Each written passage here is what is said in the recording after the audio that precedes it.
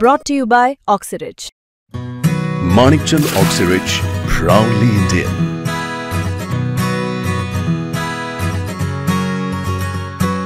आम्ही स्वतः मी 2 वर्षात कधी देवेंद्र फडणवीस साहेबाला कधी बोललो नाही, कधी फोन लावला नाही. मी स्वतः फोन लावून सांगितलं 2 महिन्यापूर्वी अच्छा की आम्हाला मुंबईला यायचं नाहीये. आम्हाला मुंबईला नाही यायचं. 26 ऑगस्ट पर्यंत आमच्या मागणीची अंमलबजावणी करा. आम्हाला मुंबईला यायचं नाही. तुम्ही नाही दिलं तर आमचं नावी लागेल आणि आमचं घराणं तुम्हाला मांडायचंय. आम्हाला तुम्ही बोलायचंय. आमच्या आरक्षणाच्या व्यथा, समाजाच्या व्यथा तुम्हाला मांडायच्या. तुम्ही अंतरवालेले या, आम्ही तुम्हाला सन्मानाचं निमंत्रण देतो. तरीही ते 2 महिने झाले, तारीख डिक्लेअर केलेले 4 महिने झाले. मग आता आडमुठं फोन, काय चुकी आमची? 2 वर्ष वेळ दिला, हक्क सांगितलं, 288 आमदाराला सांगितलं, काय करू शकतो सांग. पण तुम्हाला ज्यावेळेला तुमचं फोनवर बोलणं झालं त्याला काय म्हणाले मुख्यमंत्री 2 महिन्यांपूर्वी तुम्हाला बोलताना? येतो म्हणले. सगळं नीट करू.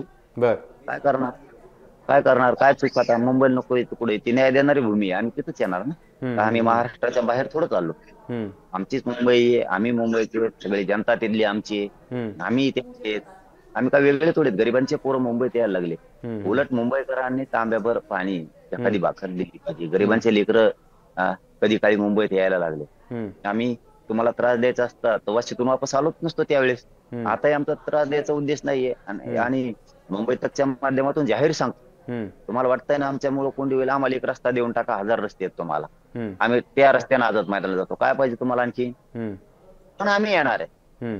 त्यात जुमत नाही. आरक्षण पण घेणार.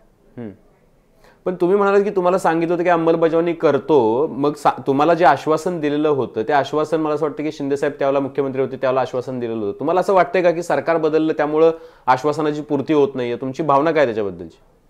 नाही, होऊच देत नाही. त्यावेळेसही काम करू दिलं नाही. शिंदे साहेबाला नाही ना अजितदादाला नाही काम करू देत नाही. ते मराठीच्या कोणत्या नेत्याला काम करू देत नाहीत आणि मराठीच्या अधिकाऱ्यालाही काम करू देत नाहीत. सगळ्यांना अडचणीत आणलं जातं. हे सत्य आहे. मी बोलतोय हे सगळ्यांना पटतंय. भाजप मधल्या मराठ्यांच्या आमदार मंत्र्यांना सुद्धा त्रास आहे. त्यांना सुद्धा काम करू दिलं जात नाही. हे मी बोलतोय की पदाधिकाऱ्यांना पटतंय, त्यांच्या कार्यकर्त्याला पण पटतंय. कोण काम करू देत नाहीत? पण देवेंद्र फडणवीस दुसरं कोण? का त्यांचं काय वैर आहे मराठा समाजाच्या असं तुम्हाला वाटतंय? नसतं वैर तर आम्ही शांत बसलो होतो ना अंतर्वाली.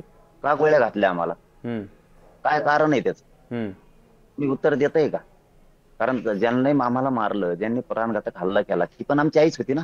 तुमच्या घरातली 2 लाखाची साडी घालती म्हणून तुमची आई आमची फाटक्या कपड्यातली आई नाही का? ती का देशाला पोसत नाही का कष्ट करून? अन्नधान्य पुरवत नाही का सगळ्याला? तुमची ती आई आणि आमची ती आई नाही. ही कोणची भूमिका? पण त्याही वेळेला तुम्ही म्हणजे बोलला असं जाते की बघा त्यावेळेला मुख्यमंत्री शिंदे साहेब होते. तुम्ही शिंदे साहेबांवरती टीका न करता थेट फडणवीसांवरती टीका केली. आता खरं तर मुख्यमंत्री फडणवीस आहेत, तुम्ही फडणवीसांना टार्गेट करतायत. पण त्या सरकारमध्ये 2 मराठा नेते आहेत ना, 2 उपमुख्यमंत्री आहेत, ते मराठा आहेत. मग तुम्ही त्यांच्यावरती का बोलत नाहीत? तुम्ही हेतुपुरस्सरपणे टार्गेट करताय देवेंद्र फडणवीसांना, असा आरोप होतोय. नाही, आता आरोप करणारच ना. ज्यांना त्यांचे गुवानी भरलेल्या बुटाला चाटायची आहे ते करणारच ना.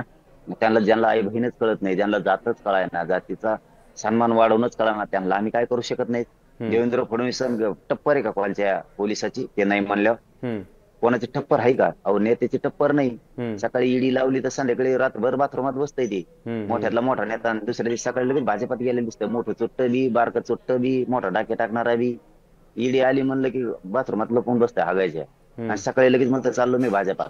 म्हणजे इतकी भीती नाही तर पोलिसाची टप्पर आहे.